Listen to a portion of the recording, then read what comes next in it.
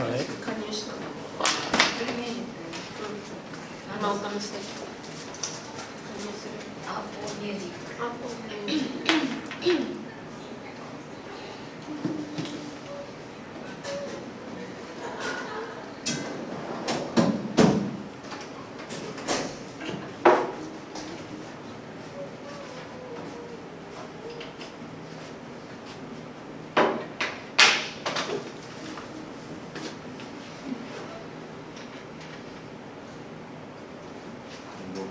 クラウドとか言ったんだけどね。あれだかないじゃん。これならばいい。検索されるよ。あ、そうかそうか。だからあ、心理症、そうだ、偽の ID とか作りたいっつって。お姉さんも今免許証が手にこうマジで？でも免許証顔書いてあるじやってほら兄弟だからさ、そこに似てるからさ。ゃん。ああ、なんか映りがちょっと悪かったね。I did not understand the question. 16? C, yeah, C, both 16 and 17. I didn't understand well. Yeah. Well, there's a reason, the reason why I ask this question is to find out what people know and don't understand and don't understand. Let me just... やっぱ長崎にした。I wrote down my answer as like that representative. The price. Marginal, it is... The marginal utility ratio, right? I imagine what I imagine is. まあ死に物狂いですよ。 That I created a graph. And I put it down. 実は東京でしたね。 Other question. One of the things to remember about that 青山 is ちゃんとあっちで食べる。 there's a clue to use the understanding of the relationship between the marginal ratios to price to get the value for the, on question 17. You go right. 読んだことないんだよ。 You already know the you already know the value. 砂糖がやっぱり一番多いの。 You already know the value from question 16. Oh yeah. あれに。 You know it for 17 from question 16. You don't have to worry. You already know it. Yeah. Just write down the same Like process. Yeah. Right. You don't have to write down the same process. It's just the same value. That's the point. You can just skip it. 16 has extra Christians, but yeah. 17 is designed to be a bit more abstract, and the reason is that 17 here. Let me let's see if this is working. Oh goodness, it's terrible. Oh boy, that's just not good. It's not good. Well, at least you'll. Well, it's we just can't get this right. That's not. The projector is not working. It's not working properly, and so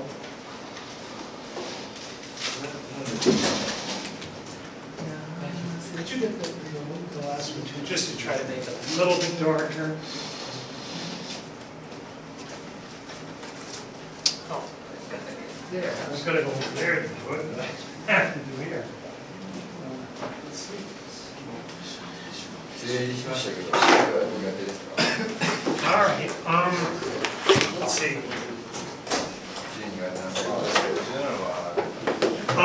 If you're this ratio, if you had trouble calculating this ratio,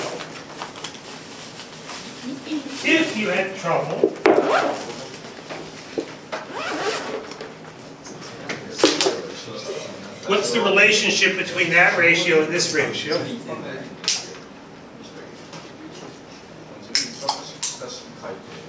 The ratios are equal. They're equal. You know that they're equal because the ratio of the marginal utility of any two goods, the ratio of the marginal utility over the price of any two goods is the same. That's the utility maximization. That's why I say that this is her utility maximizing choice. If she's maximizing utility, then the ratios are the same.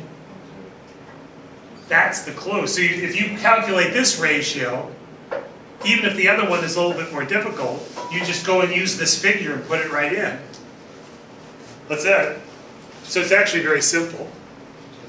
When you understand that, the problem becomes very simple.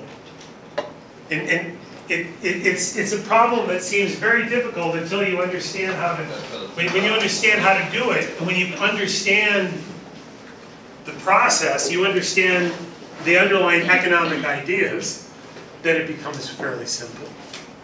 But the point is if it was hard for you, well, that's good, because that's part of learning. You learn how to do it, and now I'm telling you how simple it actually is. And so from now on, that'll be simple. Oh, you have two goods.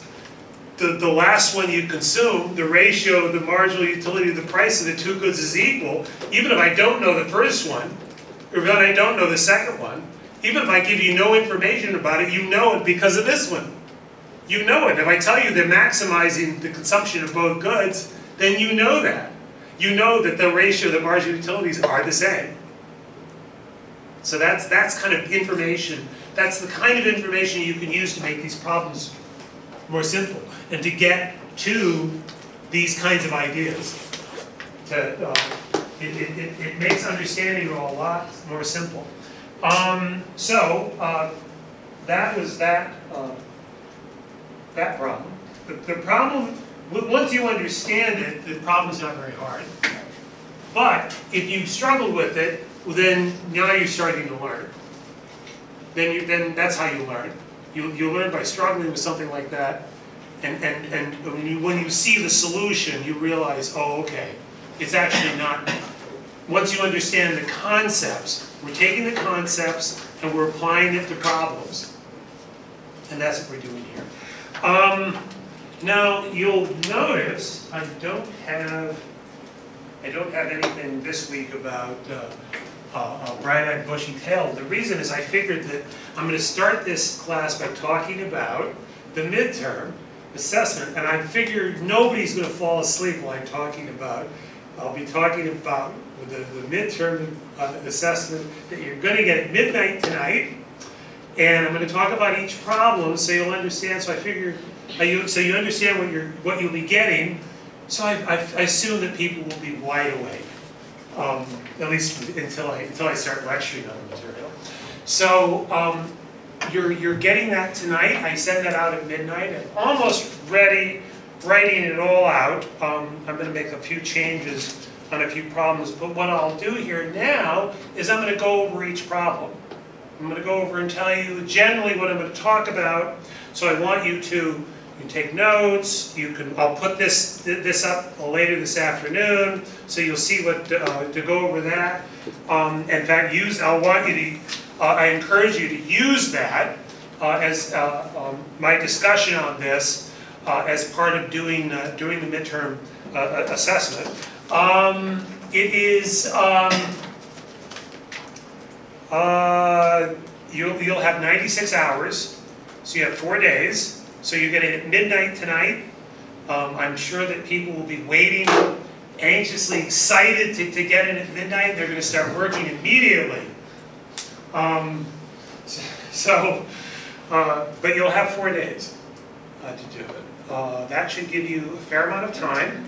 That'll give you the time. You have other things to do. You know, this isn't the only thing in your life, but I want it to be one of the important things in your life for the next several days. Now, I just want to let you know my own schedule. Let's see. Tomorrow I should be fairly free. I don't have anything. Sunday I'm going to be out for the evening, so keep that. Let's see. Tonight. Oh, let's see. Let's see. Friday, Saturday, Sunday. Oh, this is Thursday, Friday. Right. So tomorrow I'm going to be out for lunch. Right, that's Friday. So Friday, I have lunch. So I won't be available in the early mid-afternoon. Sunday, I have a dinner. So I'm not going to be available for dinner. And Monday, I have lunch. I've got lunch on Monday. Okay. so that's my schedule, so you know. You're panicking, wow. So now you know my schedule, so if you need to contact me, you won't be able to contact me during lunchtime on Monday, dinner on Sunday, and lunch tomorrow. So, just to let you know. But otherwise, please, except lunch, dinner. yes, I'll be available. And I'll be checking my email, I'll probably be at my desk most of the time, and you'll be getting panicked and excited. And so one of the things I'm going to do here is I want to talk about that. Oh, you know what, I do want to go also. I think you're getting an idea. I've asked you, and next week I'll show you. I'll show you how students, I said I want you to write the questions on your exercise questions, write all the put the, if you copy, paste, I don't care how you do it, put the questions in, make sure your name's there, put your name on the file. People aren't doing all of that, okay? One of the interesting things is the people that organize themselves in that way, and I've noticed this over my time teaching, the people that are better, one of the reasons why I asked you to do this is that I've noticed that the people that organize themselves in that way, that go through the trouble of putting everything down, who write out, who organized and disciplined, they score better. They're learning more material. I can see that they're learning more. So I'm trying to get people that may not be doing that. I want to get you into that habit. The other thing is, please do not use pencil paper and take a picture of it. I don't know if you can do that. Maybe you do that in other classes. Please don't do that anymore. I'm going to mark that down. That's not. If you want, I want to see the effort. I want to see people doing the effort. I want to see people making the effort to go through the trouble of being disciplined to put that down. The reason is you're whether you understand it or not, you're developing young professionals. And some of you, maybe you're not really thinking about that, focusing on it. I want you to start thinking about what you're doing here. You're here to develop yourself as young into professionals. And part of that is to beginning to take yourself seriously, and that the work you do to take it seriously. So I want you to begin to do that. Many of you are doing that. The ones that aren't, I want you to start thinking about doing that. And one of the interesting things that's going to happen when you start doing that, your work's going to improve. Your work is going to improve. I see the people that do that, their work is already at a high level. So I also want to emphasize that. So, so as part of that, I want to see in the midterm assessment, I want to see good quality. I want to see effort, and I want to see organization. I want to see people taking this seriously, and that they're showing a lot of organization and effort. And it's going to be for your benefit when you can understand the discipline and the maturity to learn how to do that. Now what I'm going to do is I want to talk about each of the questions. I won't have it up on the board. I don't want to put that up yet. But I've got most of it written out. So I'm just going to go over those one by one. I think I'll have 7. It looks like I'll have 7 questions. I think that's what I'm going to do. I haven't decided exactly the number of points that I'm going to have the percentages. I'll have the percentages of each question. But it's possible I may give more than 100 points. I've done that in the past. I want to see. I think this could be a little bit difficult. It could be difficult, so I'm not sure how people are going to perform. So I'll be flexible in terms of that. I might give more. It's certainly a minimum of 100, and it might be more. In other words, that if you score more than 100, you get more than 100%. So on those, it's possible. I've had that, so I could do that again. I'll wait and see. At any rate, I'm going to have 7 questions. In question 1, it talks about, is going to ask you what meals you ate this week. A couple of meals. You're going to have to think about some meals that you ate this week for lunch, what you ate, when you ate it, where you ate it, and what it costs. And then I'm going to want you to think about alternatives that you could have eaten. I'm going to want you to think about alternatives that you could have eaten, your second choice, your third choice, and I want you to think about why you didn't make those choices. So I want you to think about, and I want you to think about the trade-offs between those choices that you could have made. I want you to think about the constraints that you might have faced. I was talking with a student before here, and he asked me, why do I always eat soba? When I go down, I always eat soba. Now the reason is because when I get out of my first class and I go down, because of the time that it takes for me to get down, get everything, bring the material here, and go down, then there's long lines everywhere. So I've got a time constraint. That means I've got a time constraint, and my choice of food is limited to stuff that I can get quickly, eat, and get back here. That's a constraint. In other words, those are the kinds of things. How do those things affect your choices? That's what I want you to start thinking about in your lives, and that's what this first question is designed to do. That first question it's a mundane thing, lunch, but that's the kind of thing you start thinking about that. And also want you to think about diminishing utility. So I wanted to see, okay, yeah, I ate this meal this week because I'm so sick of eating the other meal. I got sick of the other meal. I had it 3 weeks in a row, and I had enough. Well, that's diminishing marginal utility. That's exactly what it means. So in other words, these are the kind of things we want you to think about your own life, something ordinary in your life, and see how it relates to what you were learning in this class. Oh, and how satisfied you were. That's the most important thing. Are you satisfied with the choice that you made? The second question, I was going to ask you, question 2, let's launch. The second question, convenience store. Think of the last 3 things you bought at a convenience store. So I'm going to ask you to think about that, and how much the items cost, and how much satisfaction you got out of that. And I want you to think about, well, what does that mean? What does he mean by what satisfaction I got? I bought some silly, some silly stuff. How do I do that? That's before you came to this class, you couldn't even think about how to answer this question. Hopefully you'll be able to think about that clearly and answer the question. Then I want you to think about, could you purchase any of those items somewhere else at a lower price? And what actions would you have needed to take to do that?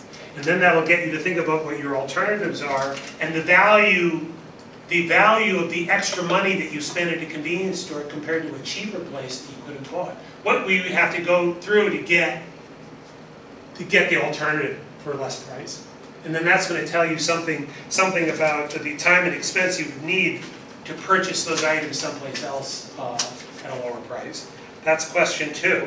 Question 3 is about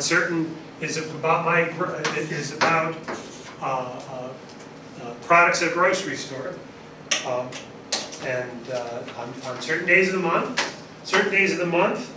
The grocery store in my neighborhood discounts all items by 5%. It's an Eon store, at least the one that I have, and I think many of the Eon stores have like these days where they discount things by 5%.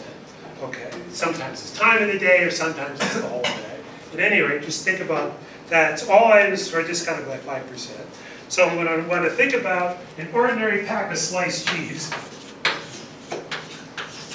I'm going to take an ordinary pack of sliced cheese and how much it costs and how much they sell, and then I'm going to tell you how much it costs and you got the 5% discount, and then tell you that the store sells extra, that they sell more of that cheese on days when the price is 5%. And I'm going to ask you to take that information and construct and calculate a demand function.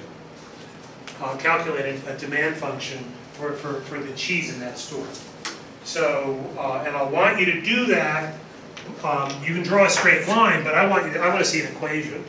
I want to see you calculate an equation. Okay, that's what I'm looking for. So you'll be estimating the demand curve. I want you to assume the demand curve is linear, and this is the part that might get some people excited. I'm going to want you to calculate the point price elasticities.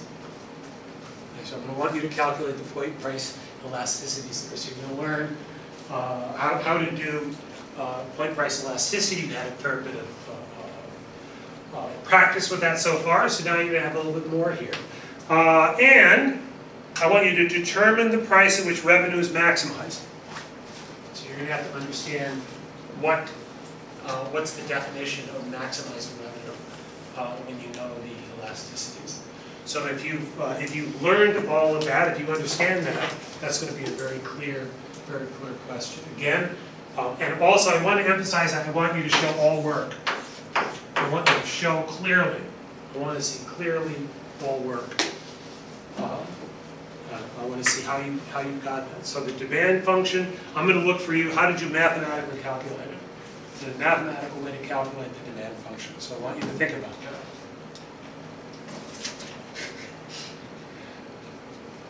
Yes, we're not halfway through the midterm yet. We're starting to lose people.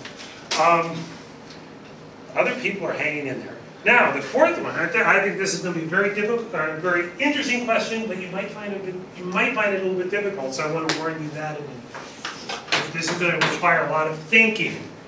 Okay, and this is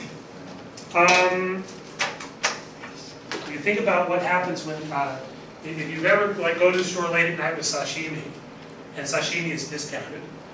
Now, one of the things is, and it's usually discounted, you'll go and there's maybe a few sashimi left, just a few packs of sashimi left. If you go on a rainy day, if you ever go on a rainy day, there's lots more, and they usually discount it. So I'm going to want you to think about that, and I'm going to want, and so I'm going to give you the information. I'm going to tell you how many packs of salmon sashimi the store sells on a typical day. And then I'm going to tell you how much it sells on the 5% discount day. So that's going to tell you the demand curve. Okay, so that'll give you the demand. So those 2 points are, at least if you assume a linear demand curve, we can get you a demand curve. Then the next thing I'm going to ask you to do is I'm going to tell you that on a rainy day, for the same price, holding price constant at the initial, it's 400 packs. So at the initial, a typical day, typical sale of 400 yen at the price, they sell 40% less. So in other words, demand curve shifts to the left. It rains a lot. Nobody goes to the store. Or a lot fewer people go to the store. So with that information, then what I want you to do, and keep this clear, I want you to do something parallel then. Everything's going to shift to the left by that same amount as this 40%. That's going to be a certain amount based on this initial price, and the price there, that's 40%. It is some amount, A. Call it A, and then everything else is going to shift by A to the left. So keep that in mind. So you're going to have the same angle. It's going to be the same angle. It's just going to shift to the left. And it's going to shift by that much for that price. So that's the idea. Now then what I want you to do is, I'm not going to ask you to calculate anything about the, and then estimate that, give me that demand curve, tell me this demand curve. So derive these, tell me what these demand curves are mathematically. You know, in other words, Qx equals A minus Px something, some B Px, some form like that. I want it to look like something like that. I want you to calculate that. You can just, however way the more clear you do it, the more credit you're going to get to that. If you can clearly show it mathematically, you're going to do better. Then what I'm going to tell you is, because remember, you have to sell out all the sashimi. You can't, they got to sell all the sashimi on that day, right? So if they have to sell all the sashimi, that means they got to if you've got fewer customers because of the rain, then they're going to have to discount. And the question is, how much are they going to discount? And that's the question is, what are they going to have to do? There's this initial amount. What do they have to do? How much discounting to sell out? How much are they going to have to discount to sell out? So that's what you're going to have to calculate. And the point there is that this is the kind of thing where you start seeing, oh, okay, let me think. Yeah, I've gone to the store, and that's kind of close to what they discounted by. So that's the kind of thing where you come up with numbers like this, and then it kind of comes out, oh, okay, now I understand why they discounted as much as they do, because demand curve is shifting to the left. So the next time that you go late at night to buy something like that, that's being discounted on a rainy night, you'll understand why it might be more of it available and why they probably are discounting more, and to understand why they're discounting as much as they do. So the answer, to keep that in mind, that answer that you get should reflect something about the kind of discounting you can see. And that'll be a check. If you get something that tells you roughly what you would kind of observe in the real world, then you probably got the right answer. Okay, that's for question 4. So that's sashimi. So we've got cheese, sashimi, convenience store, and lunch. Okay. Now, in question 5, we're going to go back to that utility function that everyone had so much fun with. Now, this I'm going to change a little bit. I think most people seem to understand it. Some people I'm not quite sure. And what we're going to do, you're going to have exactly the same equation. So you've got exactly the same equation. Now, I had some people that said they couldn't calculate it. You're going to need to figure that out. But B, you didn't really have to calculate much because I showed it in the text anyway. So the answer was already there. But anyway, so go through the text carefully, because sometimes they're kind of, I put questions that actually the answer's already in the text, and that was the case there. Now, what you're going to do, so you've got the same model, the exact same model, you're going to get exactly the same utility function. So all that's going to be the same. So you've already answered the question, you already know that part. Now what? I'll go back. The thing that you're going to do now is we're going to think about alpha, and we're going to think about some of the meaning of alpha. That alpha, which tells you the value of leisure, and we're going to think about, like, a young person, like yourself. You've just gotten out of school, you're on your first job, you may value your leisure time a little bit lower, and I'm going to give a value of 0.5. So your alpha is going to be 0.5. So that's going to be your base, and then your wage is going to be 2,000. So you've got a wage of 2,000, alpha 0.5. Then what I'm going to say is, now let's try to use that model. This is the kind of thinking that we do a lot in economics. How do we apply something like this to a real-world situation, such as having children? How can we apply a model like this to that? Well, what happens when you have a child? You probably don't know because you don't have children, but I can tell you that your free time kind of like shrinks. You need to spend more time with the children. But what it also means is your demand for leisure goes up. Basically, your demand for leisure, also defined as taking your children, because that's considered leisure, goes up. So if we make that alpha, I'm going to make that for one child 0.55. And you're going to see something very interesting, because what I'm going to ask you to do is say to keep the same utility level. To keep the same utility level. How much did wages have to rise? How much more money do you have to make? Because you have less time from work. Your leisure time becomes more valuable. And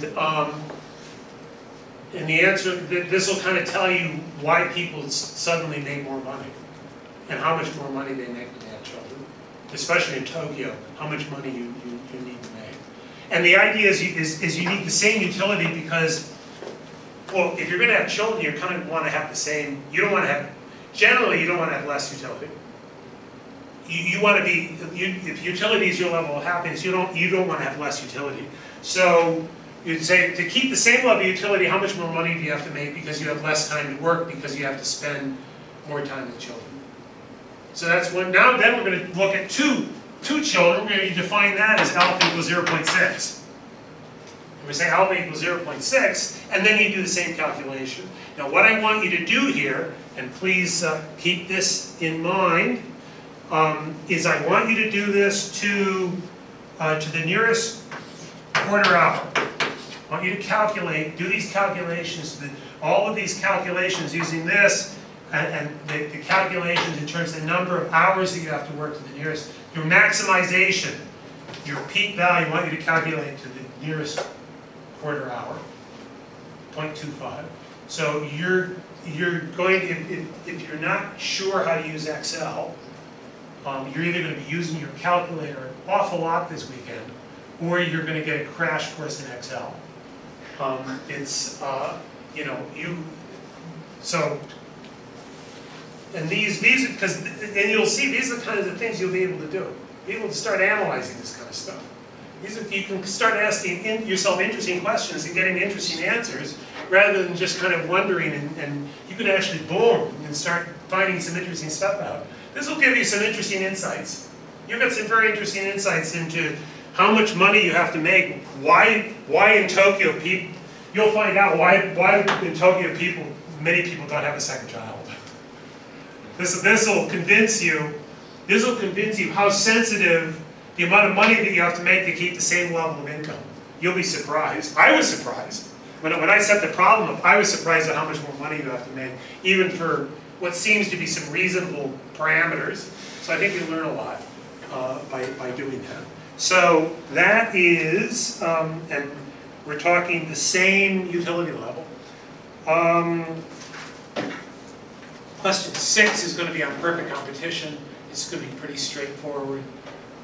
That's just some ordinary stuff. I don't think there's much that I need to go into that. And the last question is one, and I've never done anything like this before. So this is going to be a bit of an experiment, and perhaps you may have never experienced anything like this yourself. You're going to write the question. And he's looking.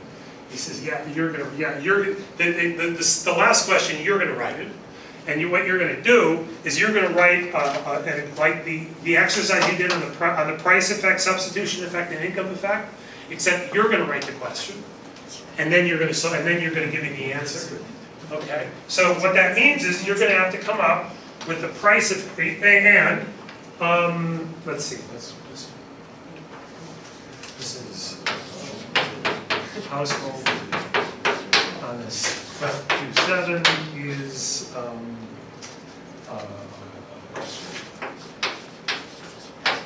is you write your own question. So what you're going to have to do here is you're going to have 2 goods, X and Y.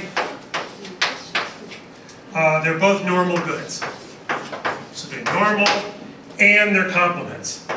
So that's the information that you'll have. I also, you've seen the example in the text. I don't want to use those numbers. Okay, I don't want to use those numbers. I want you to make up your own numbers, and I want you to do something where you have any numbers that you want, as long as the minimum value for when the supply is demand is 0 at the price, that price is greater than 100, and that the quantity when the price is 0 is the Q is greater than 100. So I want it to be somewhere out there. So that means will definitely preclude you from using the same numbers in the text. Okay. Other than that, you're completely free to do that. So I want you to specify. You want to specify the price effect demand equation. You want to specify that. Now that's you can make one up. Just make it up. Just make up some price effect, and QX equals A plus B PX. That's it. But you specify it. As long as it gives these values, then that's acceptable. Be anything you want. Any linear, just linear, just keep things simple. But do that, and you want to do the specification of the substitution effect, considering that they're both complements. So you'll have to show me that you understand what a complement is when you design the question. And then the income effect, that you'll show you understand what a normal good is when you show me how you take that effect into account. Okay? And then answer the question. And then answer your own question.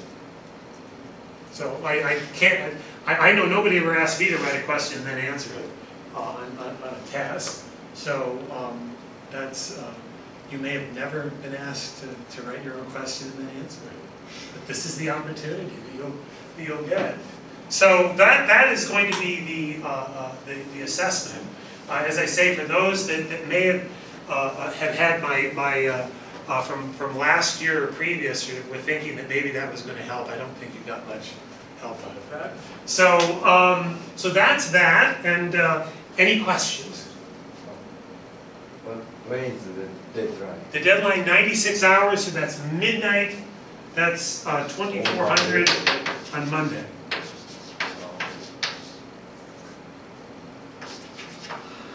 So 2400.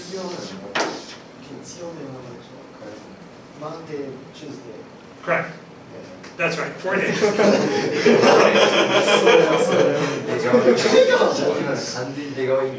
So you've got midnight is. I don't want you to. I want you to get a good night's sleep on Monday night. Because if I make it 6 a.m., then everybody's going to be up, and then I'm going to get 5:59. If I make 6 a.m. on Tuesday morning, then then I'm going to get from 5:59. They're going to be pouring in. That's exactly what will happen. And I don't want you to get a little sleep. Not on Monday night. Any other questions? Everybody's ready to go? Okay. Yeah, I've almost got this ready. I've got a few, just a little bit more. Again, I'm going to make it very explicit. I want you to write things out, make everything clear. I don't want to see one-word answers. I want to see, and I'm going to make that clear. I want to see clearly people are thinking and taking the trouble. Okay. So that's and hopefully, if this works out right, you'll come out of it. You will have learned a lot rather than just answered a lot of stupid questions that you forgot as soon as it was over. So so that's what we're going to do here. That's the test. That is your assessment here. As I say, depending upon how I see how people handle it, there's a mix. Some of it I think should be fairly straightforward. Some of it I think you'll have some difficulty with. So we'll see how people handle that as to decide how many points I'll give. I want it to be fair, but I want it to reflect people's abilities. So we'll now move on to the lecture, and I'm going to have to log back in here.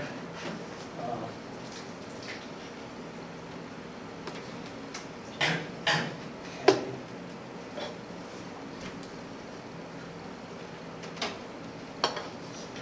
Is that straight?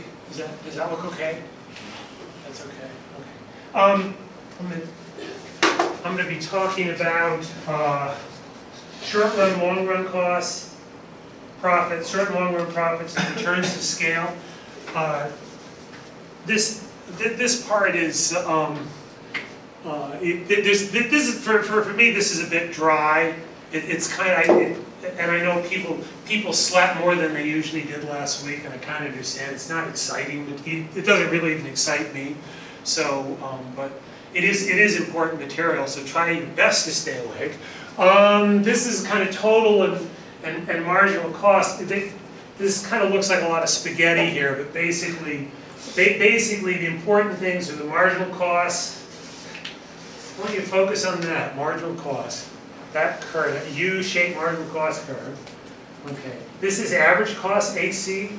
The red line is average cost. Average total cost. This is long run. Average cost is important in the short run. The average cost we're concerned with in the short run. Long run, we're concerned with average total cost.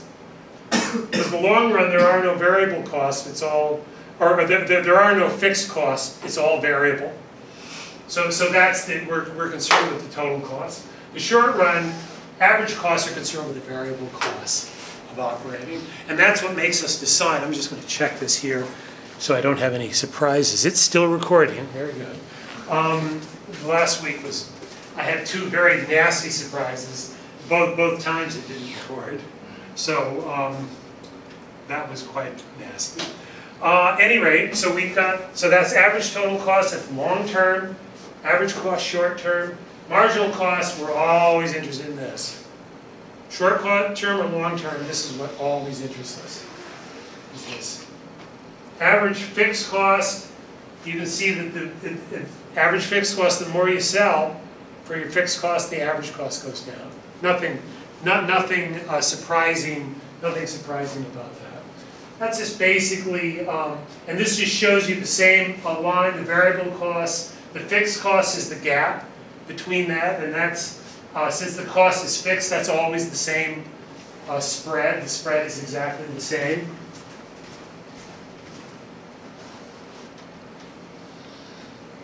Okay, we've seen this before, I just want to repeat it.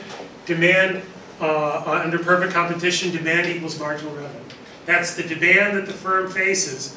The firm faces a horizontal demand curve. The individual firm in perfect competition faces a horizontal demand curve, and that's their marginal revenue. So demand equals the marginal revenue.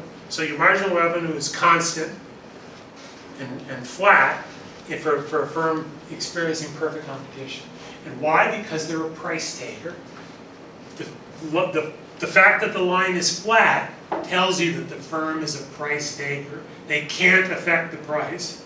If you have a downward sloping, if the firm has a downward slope, faces a downward sloping demand curve, then the firm can affect the price by the level of output. That's called market power. Now we won't get into that much until next semester. That's basically what market power is, and that will need more background in order to think about that problem. This is the firm doesn't have market power. They lack market power.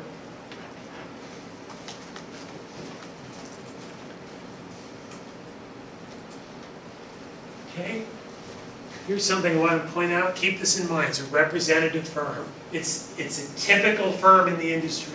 In fact, all the firms are the same. So if you grab any firm, and if you grab a list of firms in a perfectly competitive market, then you just pull out any firm, and by the definition, they're all basically the same. So they all face some. That's some typical firm. They face some fixed. That's P.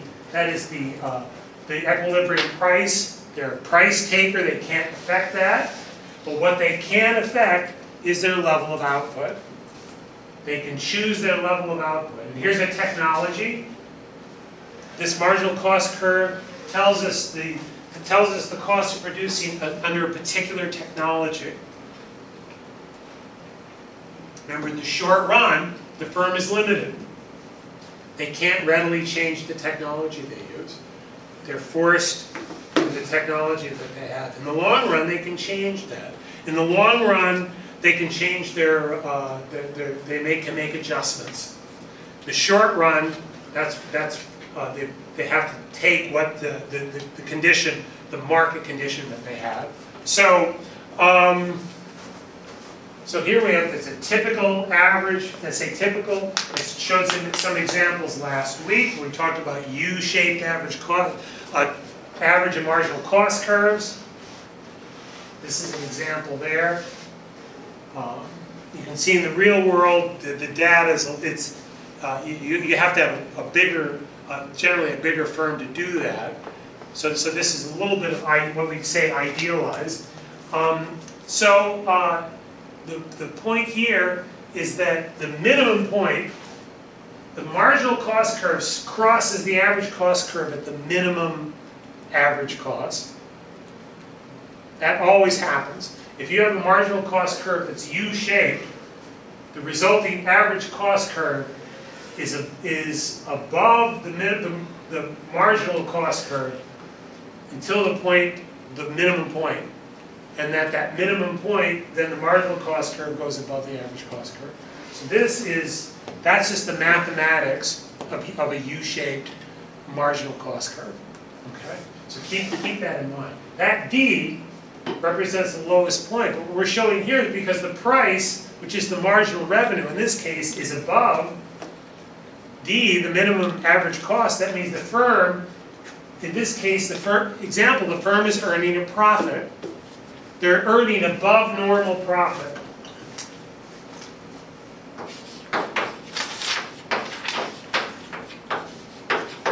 So they're earning above normal profit. And since they're earning above normal profit, if you're getting a profit, even though your marginal cost now is rising, what are you going to do? Well, if you produce another unit of output, there's profit. Another unit of output, there's profit. More profit, more money, more money, more. Why not? Until you get to here. To here now, that last unit that you produce, the marginal cost equals the marginal revenue. And that's an important thing to remember, is that that's the point, and this is regardless of whether you're a perfect competitive firm or a monopolist. You produce to the point where your marginal cost equals marginal revenue. That's where you maximize your profits. That's where that last unit you earn, zero economic profit. It's the last unit that's worth it for you to produce that unit. And before that, you're earning real profits. In this example. So that's where you maximize profits. It's right here. Even though it's not the lowest, in this example, it's not the minimum average cost. Even though it's not the minimum average cost, it's where you maximize profits, so that's where you choose your output.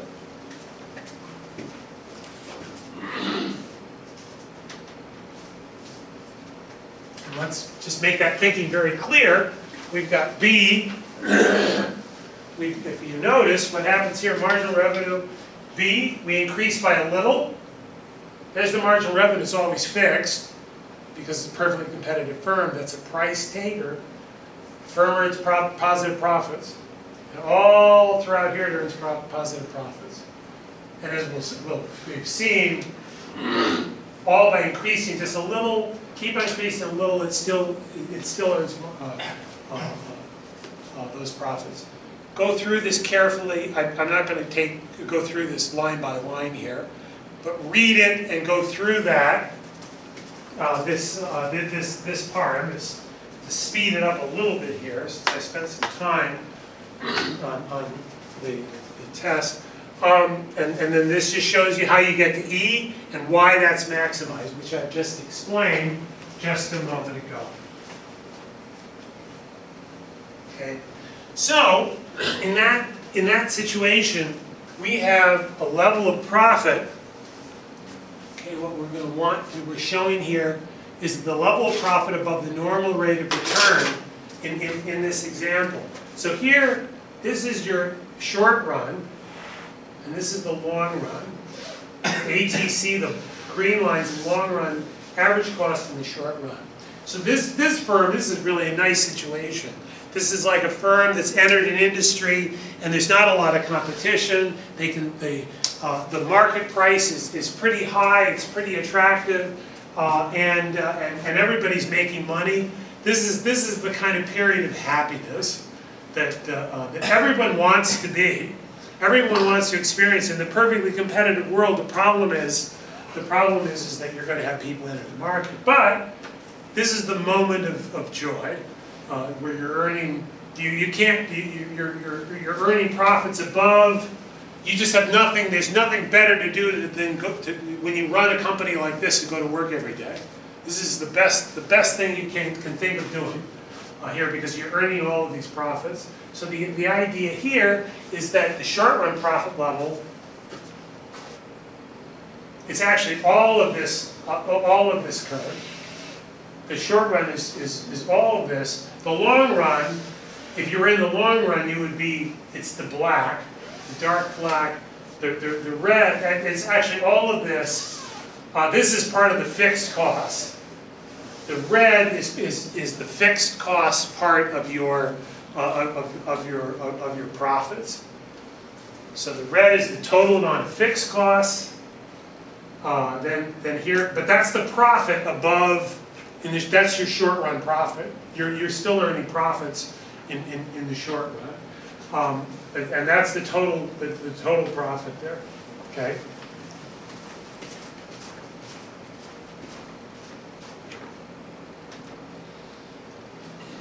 Now I'm showing you a case where the level of profit the firm is realizing. This is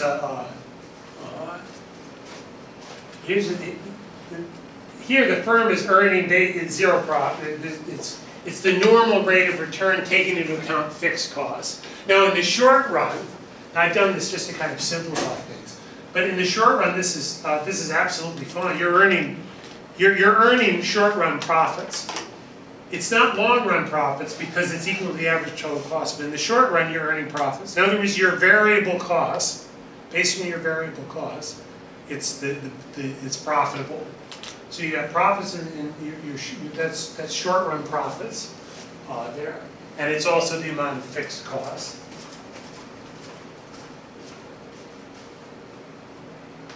And here's an example where the level of profit is below.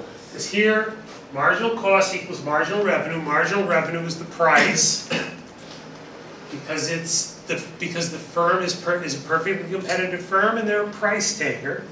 And I'm going to repeat that. It might get a little bit boring, but and so they set the marginal cost equals marginal revenue. That's where they maximize their profits, but they're earning negative. They're earning. I'm sorry. Here they're covering. They're covering their average cost. So here they're covering average cost. Compared to their fixed costs, they're losing. But their average costs, they're right on their average cost. So in this case, the firm chooses to operate because they're still they're profitable. In the short run, their economic profits are zero. So they still have a reason to show up for work. Now, the long run, that's not going to. It's because you have to take into account the fixed costs, the total cost in the long run. But at least in the short run, the firm can continue to operate.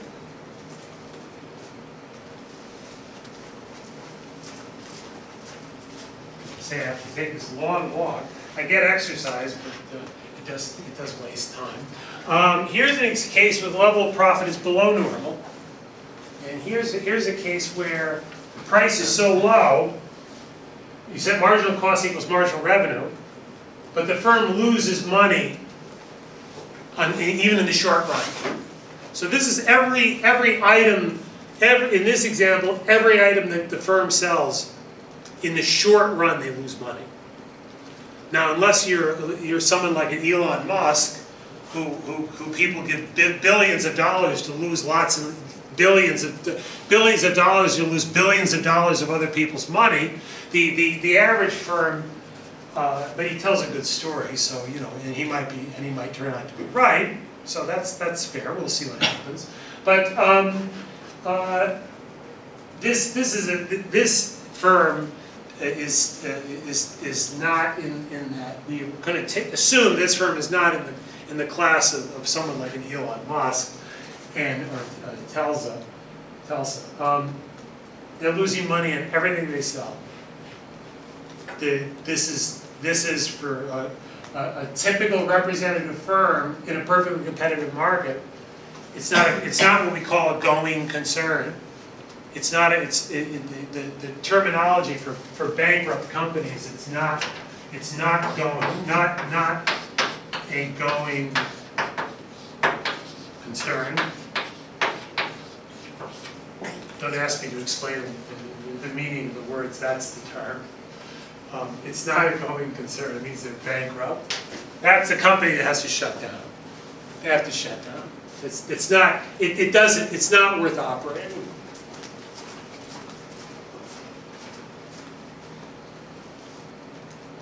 And I'll give you the examples. We put all of that into this. Into this. keep this in mind. This just tells you the short run decision, the long run decision. Is a short run condition that the firm is profitable, you operate when it equals to 0. That's economic profits. Remember, that includes the opportunity cost of the owner's opportunity cost, so they are earning money. It's just enough to focus on this operation. They operate. If it's in the short run, if it's negative but greater than or equal to average variable cost, then then they operate. If all these are negative, if the negative profitability and your average variable cost is negative, they shut down and they throw away their fixed cost. They just lose it. And the thing is here, the long run decision, you adjust the output or end of the market, you operate just the output or exit, because you may not be making money. And the same thing here, you adjust your output to see if you can become profitable in the long run or exit. So that's just the basic decisions that a firm like this here is. Just read through that. That's kind of for your reference. That kind of just puts it together into one spot. Let's see.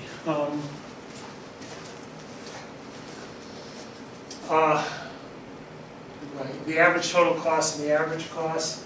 I just wanted to to show that the average total cost is a little bit higher. That what I want to focus on now is just the idea that this is a technology. So this is a technology. The technology has some marginal costs. So that's the technology produces something at a certain cost. That's the cost. That's where average cost equals marginal cost. Average total cost equals marginal cost. Okay. So what we're going to do now is we're going to create a series of these marginal cost curves, and each one of these represents some possible technology. So you have maybe the firm is operating here in the short run. So in the long run, in the short run, they can't make an adjustment. They're kind of stuck here. Short run, any particular curve that they're on, they can't make an adjustment. In the long run, they can make the adjustment. They can move to this one. They can move to this marginal cost curve. Basically, what they're going to do is they're going to move to one that offers the lowest, the minimum average, the minimum average cost. But the point here is that the red line connects, because basically these are just some of them. What we assume is an infinite number. That there's a continuum. There's a continuum here. These are just some of the ones that we're showing. And so if you draw a line through that, this is the long run minimum average cost curve. So the long run minimum average cost curve. This is what the firm, the long run, this is the cost curve that they face based on a level of output, and which the minimum would be. That's the low. That would be what this. The idea here is this particular technology, for this particular product, that's the lowest cost they can produce. And that the firm in the long run is going to be looking for that. So if they're not there in the short run, they're looking to go there in the long run. I'm just giving some examples here. Some examples here as to what the choice of the firm in any particular one. Here, for example, if it's below the average cost, if they're above the average cost curve, of course they're operating. This is the point where average cost equals the average marginal, average variable cost. So what I mean by shutdown point is if it goes below that. If below that, they don't operate.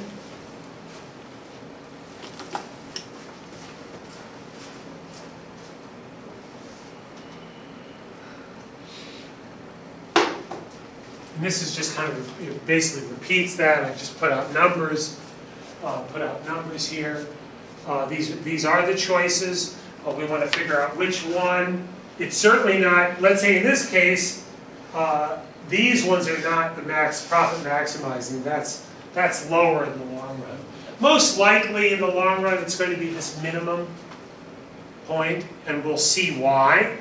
We'll see why the long run minimum average cost point is the one where the firm typically operates in the long run in a perfectly competitive market. Now we've got an example here, going back, I showed this just a little bit earlier. Here's the average variable cost, the average total cost, marginal cost there. This firm is earning profits, okay? But the problem with this is that, let's say, and I'm going back to the example of the coffee shop, and I like that because coffee shops are kind of the, they kind of are like the typical, typical perfectly competitive business in a way. As you see, you go around town, there's coffee shops everywhere, and there's different kinds now. The thing about Tokyo is that the coffee that people want to drink seems to change all the time. There was a time with the old, the Kisaten that they had 20 years ago, and then Starbucks came in and changed the market. They put their branded coffee almost in every. I think if anything, it's as easy or easier to get a cup of Starbucks here as it is in the U.S. Believe it or not. But now we've got another generation, and they want a different kind of coffee. The thing is, it's real easy to enter the market. That's one of the reasons why these things happen. It's easy to enter the market. You buy some equipment, but it's not a lot. It's easy to get set up. You can find some cheap space. You don't necessarily have to be in a great commercial location. You could be in a neighborhood, and in a neighborhood, my neighborhood is full of coffee shops. There's just neighborhood places. It's just neighborhood places. My neighborhood is a lot of old warehouses, so it's old warehouse space. So a lot of that's getting converted to coffee shops. It's just sitting there, I went to one last Sunday. It's perfect space. Old warehouse, it's just built. It's like they built it for it. They've got the machine in there, the roasting machine. They're venting. They've got space, place to store the different beans. They've got space, place for people to sit down. It's the kind of that kind of thing. It's easy in many places around town to find places like that. So, anyway, it's easy to set up. And the thing is, you can do that in a few months. You can set up a business like that. You see that, you go, oh, that guy's running a great business. That guy's running a great business. Well, I'll run a business. I got some money. I got some money to invest. Well, they seem to be, you've checked the prices. They're selling it at a good price. They're selling it at a good price. Okay, well, I'll open up a shop too. I'll open up one too. As I say, my neighbors are springing up all over the place. So a few months. But what happens? So firms are entering the market. The thing is, any one firm enters the market and doesn't have much change. But lots of firms. That's what we're talking about here. Is lots of firms enter the market, and what happens? What happens is that here's what happens. Now, for the individual firm, let's say you're already in the market. You're in the market, and your price is here. And then you got this demand curve, and you see the demand doesn't change, but the prices start going down. And why? New firms entering the market. And as new firms enter the market, the supply curve shifts out. So the market supply curve shifts. So it shifts out. The equilibrium price drops from here to here. As it drops, we come back here. You're a price taker. You have to take the price in the market. You can't control the price. So your price drops. And you realize you're starting to get squeezed. You're starting to get squeezed. This is what happens. This is what happens in perfectly competitive markets, or markets that kind of act that way, where entry is easy and relatively low cost, and people who come into the market, they start what we call squeezing out. They squeeze out the profits. Here's that example, the previous page, PE1 to PE2. They're coming down. I've got this just now, I've got just the average total cost just to focus on the long run. This is focused on the long run. The firm is still earning profits. They're still earning profits, but it's starting to get, it's less. Not as happy as before. Still happy, but, you know, it was better days. You always hear people talk, boy, it was when the market used to be great. You know, you'll hear that kind of talk all the time. Well, things change, the situations change, people come into the market. That's the way things work. And here's an example where all of the profit is squeezed out. So more firms have come into the market, they seek the opportunity of profits. More firms come into the market until slowly, as new firms come in, the price goes down, everyone's a price taker, they can't control the price. Finally, it's to the point where everyone's just barely interested in staying in business. And that's what happens in the perfectly competitive market. You run the coffee shop, you were making great money last year, you're still making money this year, next year, okay, it's just barely enough to stay interested. You're still interested, you like what you're doing, you know. You may have to do things to make some changes, and that's something that's called monopolistic competition, and we'll talk about that a little later. But this is where you can't, and that's if you can differentiate your service or product. In this case, you can't. There's nothing special about it, and all of your profits get squeezed.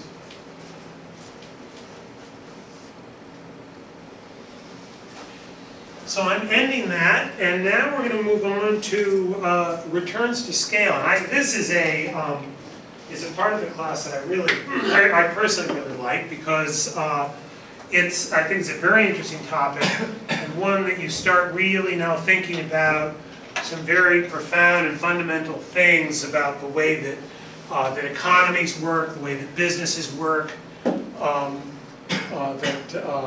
that tells us why firms are large, why there are large firms, why firms can cluster together, the benefits of, say, firms clustering together in one location, these types of things, these types of phenomena that we observe in the real world. So when we talk about scale, we're talking about the size of the firm. Scale refers to the size of the firm. So we're talking about the impact of scale. We're talking about how the size of the firm affects the relationship between inputs and outputs. And what does that mean? What we mean is as we change the scale of the firm, as we change the size of the firm, as we change the level of output of the firm, that the relationship between inputs and outputs also changes. In other words, that you may get, for more input, the same input, you may get more output. Or you may get the same, increase the input, but you may get less output than before. These are the things that we're interested in. So there's three categories that describe the relationship between scale, inputs, and outputs. One are increasing returns to scale, or what we call scale economies. Scale economies are what happens as the firm gets bigger. Scale economies, that means that increasing returns to scale means that the average price goes down. Things get better and better as the firm gets bigger and bigger. That's increasing returns to scale. Everyone loves to be in a situation where that's a place, if you've got a product where you're increasing returns to scale, that's very powerful. That's very, very powerful. You know, for example, let's just take a business like a Facebook. Facebook, and also it had something called network. It had a scale from the increasing size of the network. But Facebook, the more people they got, the cheaper it was to operate. The adding a marginal customer in Facebook is almost zero. It's almost zero, and yet they can increase they can increase their advertising rate. So you get the marginal cost of adding an additional customer is almost zero, and there's a positive increase in marginal revenue. That means your average total cost of producing goes down with each new customer. That's a great business. That's the kind of business model that creates powerful, powerful business. We're not talking about that in a perfectly competitive firm, but we are talking about that in a firm like a Facebook. Constant returns to scale are where you're at the point where increasing the amount of increasing your inputs. Let's say you double your inputs, your inputs of capital and labor, and you double your output. So you double your inputs if it costs the same. In other words, by doubling your inputs, you produce the same number of outputs at the same cost. Your average cost is the same. So that's constant returns to scale. Decreasing returns to scale is a place where nobody wants to be. Decreasing returns to scale are where, as you increase your output, your costs increase. That you have a situation where to expand, the expansion costs more than the cost of the expansion, than the benefit of the expansion, and the revenue you get from the expansion. So that is decreasing. That's an example of decreasing returns to scale. Now, so the definitions, we got increasing returns to scale. That's a percentage increase in each production input that produces an increase in output of greater than the percentage increase. That's increasing returns to scale. Constant is where that's equal, and decreasing is where the production inputs produce less than the percentage increase of the input. Very simple, but very powerful difference, and these have dramatic consequences. The difference, returns to scale, have dramatic consequences for the kind of firms that can operate. I'll give you some examples here. Let's say that here's increasing returns. If 10 units of labor and 20 units of capital produce 100 units of output, then an increase of labor to 12 units and an increase of capital to 24 units, check, that's an increase of 20% each, produces 130 units of output, which is an increase of 30%. So that's an increase of 20 units of inputs produces a 30% increase in outputs. That's increasing returns to scale. That's wonderful stuff if you're a company. Another way to do that, remember that, let's say that as you get bigger, you can buy your inputs for less. That's also an increasing returns to scale. That you have what's called a volume discount. The ability to buy things at a volume discount for a company is a kind of increasing return to scale. That's an element where you increase to a certain size, and it allows you to get your inputs at a lower cost. That's an increasing return to scale. Constant returns, here's an example here. 30 units of labor and 25 units of capital. If that produces 300 units of output, then an increase of labor to 60 units, which is a doubling, increase of capital to 50, that's also a doubling, produces 6 units of output, that's an increase of 100%, also doubling. You double the inputs, you double the output. 50% increase in the inputs, 50% increase in the output. 10% reduction in the inputs, 10% reduction in the outputs. All of those are examples of constant returns to scale. Decreasing returns to scale, an increase here of 50% of each of those produces a 25% increase in output. You get more output, but at less. That's diminishing returns to scale. Now, one of the things we're going to show is we're going to talk about diminishing returns to scale at the firm level and at the individual input level. Okay, that's a very important distinction. We've talked about decreasing returns to scale. So now we have to go back. Let's go back to the Cobb-Douglas production function. And we're going to talk about something that may be hard for people to get their minds around, especially if he does. There it is, back.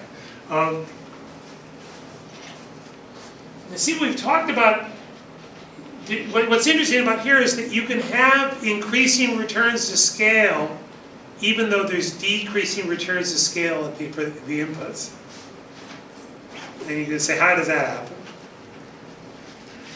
How does that happen? How can we have a situation? Remember what we said about diminishing returns? Remember we said about diminishing returns? We said that if you increase any input beyond a certain point, you get decreasing returns to scale. You get less and less for that input. Well, how can you get increasing returns to scale if the inputs are having decreasing returns to scale? That doesn't seem to make sense.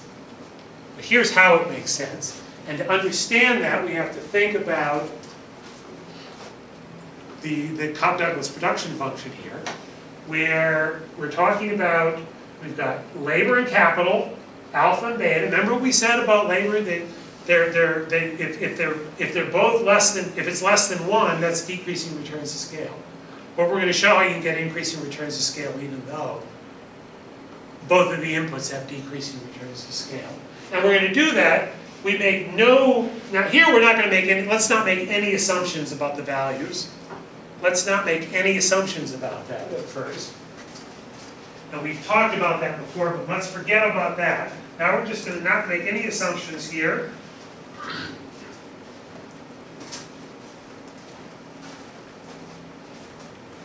So here's this model of a firm's production process. It's a simple model of a firm's production process, labor and capital, with these productivities, alpha and beta, to produce the output level QX.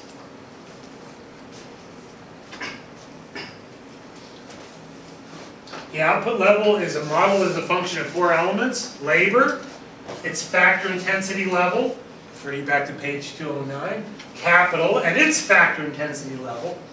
Now the model's multiplicative. Remember what that means? Remember we talked about multiplicative being both that it's complements and substitutes? That's the case. In here, labor and capital, whenever you have a multiplicative model, in a production function or a utility function, but here in a production function, the inputs are both substitutes and complements.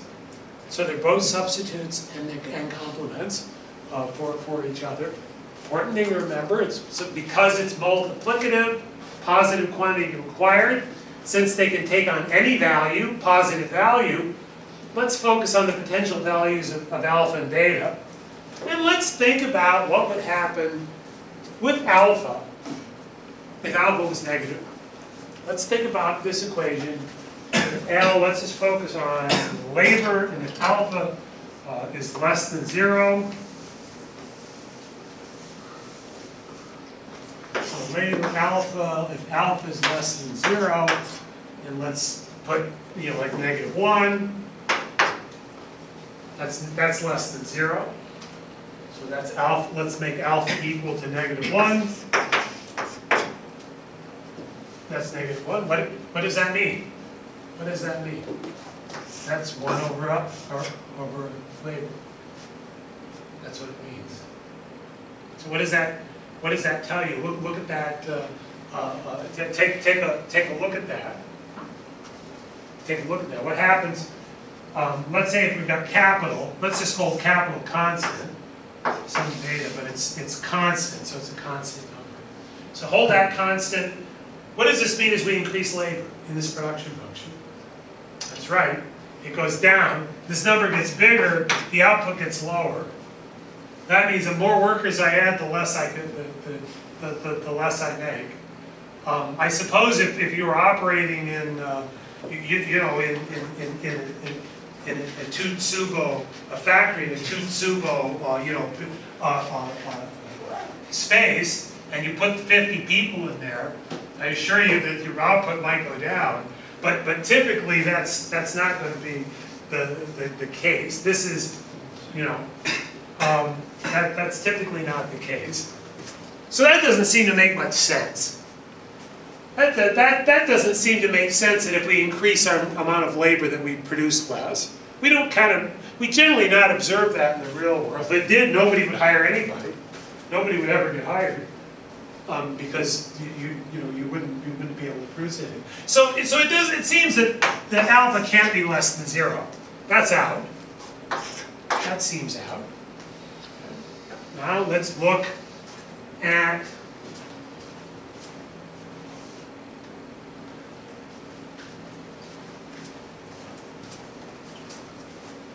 the situation now. So that means that alpha must be greater than or equal to 0.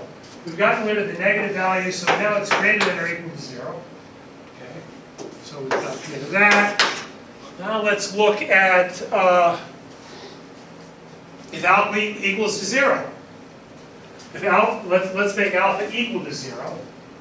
Well, what's L to the 0? L to the 0 is what's the value of any number to the 0 power? It's just 1. Real simple. That means we double labor. What impact does it have? None. It's the same output. We don't get less, but we don't get more. We just keep on adding people and it doesn't do anything. Now there may be businesses where they do that, where that's subsidized businesses or something, where they don't get increased output just to employ people. Some government jobs are, to keep people busy. There's a benefit to society in many cases from doing that. But for a company, that's not a particularly good place to be in. You add labor, you get no more output. So that doesn't seem to make sense either. But alpha equals to 0, that seems out. So now we've gotten rid of negative, we've gotten rid of 0. Now let's look at the values for alpha greater than 1. Alpha greater than 1. Now let's put that in the production function. Let's take alpha greater than 1 we got. Let's fix our capital alpha. Let's put, let's say 2. Put a value of 2 there. What does that mean? Well, if we double labor, labor goes to 2, then QX increases by 4 times. If we do 4 times, QX increases by 16 times. Wow. That'd be pretty cool if that happened. As I say, basically, if the world could work that way, I don't know, maybe bacteria can, but even bacteria have some limits. That input. Basically, if we could do that, if you put a few rotating people to work, you just need a small percentage of the population to produce everything. We could rotate the jobs, and everybody else just hangs out by the pool, and we could sip our cocktails and enjoy the sun, and then maybe work a few weeks out of the year, if it was that kind of productivity. It doesn't. So that doesn't seem like to work either. So alpha greater than 1. And if you had that for any value greater than 1, even at 1.01, you'd find it's eventually, going to have that impact. Not as much, but it's going to be increasing. That's quite an effect. So that seems like that's not quite right either. So what we end up with, we've kind of eliminated a lot of possibilities. And we end up with the only numbers that seem to make sense are alpha less than 1 and greater than 0. That makes sense. Somewhere in there. And remember, that's decreasing returns. So this suggests that the only ones that make sense are decreasing returns. Now, we still haven't explained why can have increasing returns when the individual, what we're showing here is that there must be decreasing returns for the individual inputs. But also, let's remember that this tells us that beta, the value of beta is also less than 3. So these are both the same. And they both are showing decreasing returns. Now we need to look at some value of alpha.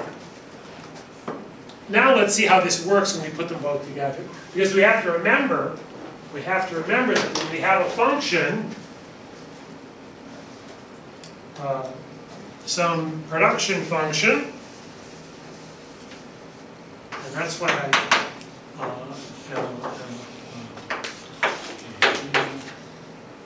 we have a production function. Basically, what it tells us is that it's the function of both. And what we're going to do now is show you. Let's take alpha equals. Let's let alpha equal to 0.5. And what we show is here's the decreasing marginal returns. So this is the diminishing returns. This shows diminishing returns. We increase our labor. As we increase our labor, we hold capital constant. That's what that T is all about. And you get decreasing. You get increasing marginal product, but it's decreasing, right? It's decreasing marginal returns.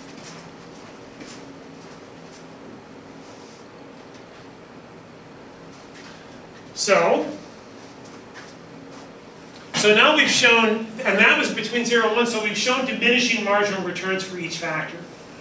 So now we're going to demonstrate that what increasing returns to scale in the Cobb-Douglas production function means. So now mathematically you're going to understand what that means.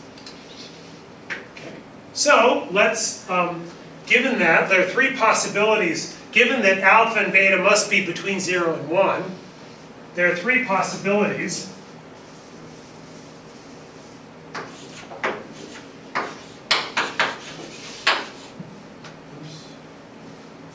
It's less than 2. So it's between 1 and 2. Between 1 and 2, alpha plus beta equals to 1. And alpha plus beta is less than 1. So it's either greater than 1, or less than 2. It couldn't be 2 because we know it's between 0 and 1, and not equal to 1. It could be equal to 1, or it could be less than 1. So we're going to examine each of those. And to do that, I've simplified this so that I've done that just to make. So if I make alpha and beta equal to something, and let's say if I make alpha and beta equal to f, just some value f, each one. I'm sorry, not alpha and beta.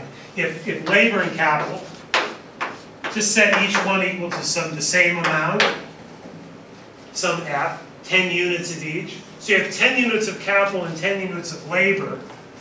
Mathematically, what happens? Let's go back to the production function. Qx equals L alpha plus times Q beta. Okay. So then if we make both of these equal to f, some fixed value, Qx equals f raised to the alpha plus beta. So we simplify that. So now we're just focused on alpha and beta. So that's what we've done here.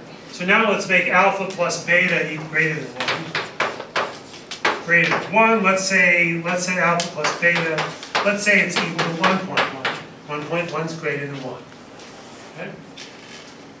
And here's what happens. Marginal product, increasing marginal product. That's exactly what happens. That's increasing returns to scale. That's exactly what increasing returns to scale are. So that even though, remember, even though each function, or each coefficient is less than 1, and in the individual function has decreasing marginal returns, in the whole function, if alpha plus beta are greater than 1, in this case we have increasing returns. That's quite interesting. It's quite interesting how that happens. That's how it happens. That is exactly how it happens. Then I go through it. I show that both for equal to 1 and less than 1, you can see that the marginal product is 1. It's the same.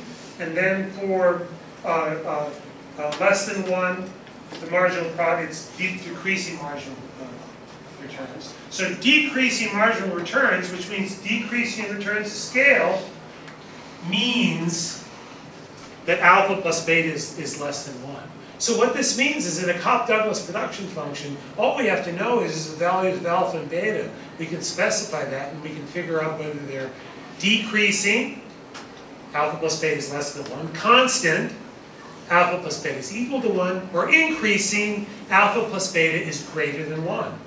It's that simple. That kind of reduces our problem to very focused phenomenon.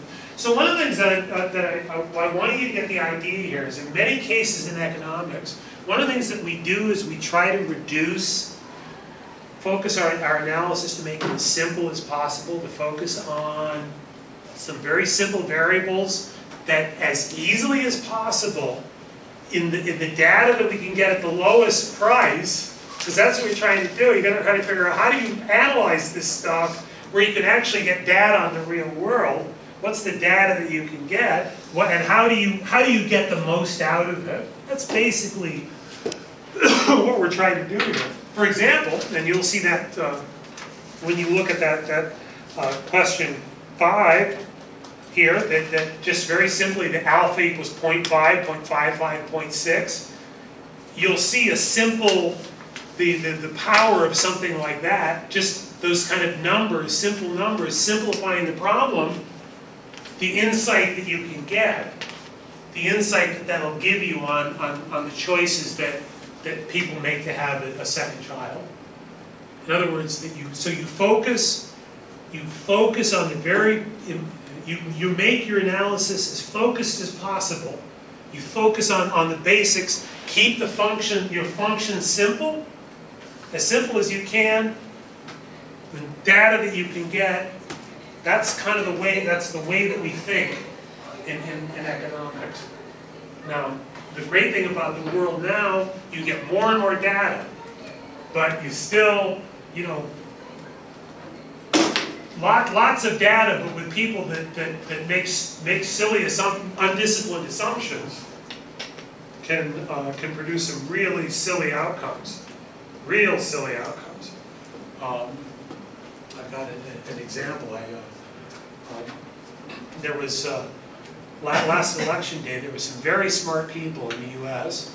that were they were analyzing the election returns, and they were figuring out how to get the election returns and tell everybody before the polls closed who was going to win. And they were really smart, and they told you how smart they were all day long. And then they ended up they had bad models. They had bad models, so they were taking data and they were wrong on almost every prediction. They made almost every prediction wrong.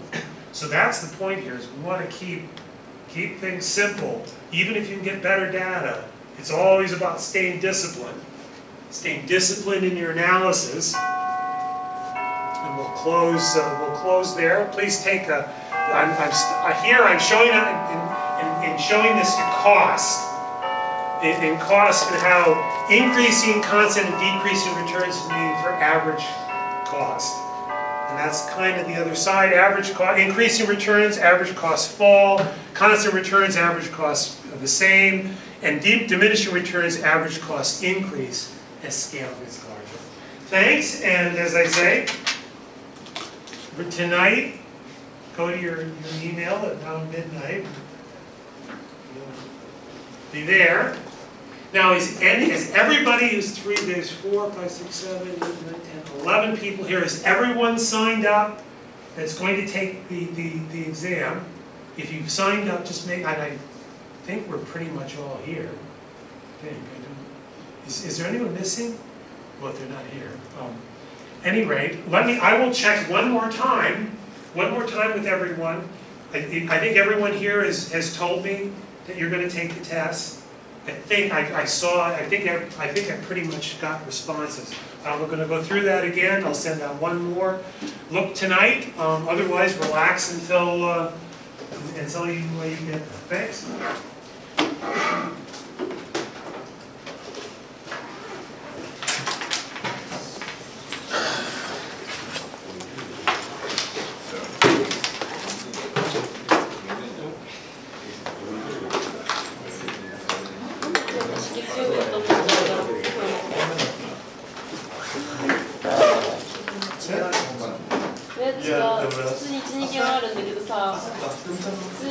なんか朝荷物広げる時もなぜか月曜日の荷物持ってきて、でエレベーターで気づいてあっと思って荷物変えたんだけど、なんか今もあれ今日月曜日だよなって思いながらまあ行動してたんだけど、あれ今日木曜日か。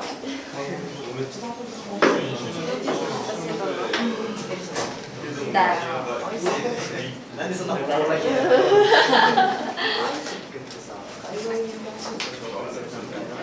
あ、海外インターンシップやりな。やりな。何？青学の学生だよ。青学で作ってるのは基本的に。でも別に他の学生でもいい。学生であれば何でもいいよ。アイセックだよ。アイセックだよね。あ、何 SNS の媒体ってこと？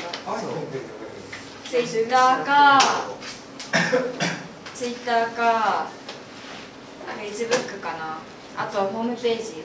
またやること増やすの？アイセックって調べれば出てくるよ。うん。で、どこの国のインターンがいいかとか、あとなんだっけ。いや、ボランティアインターンと本当に海外の企業で働くビジネスインターンの2種類あるので、どっちがいいかによっても結構違う。でもトイックが730だっけ？730あれば大丈夫。別にトイック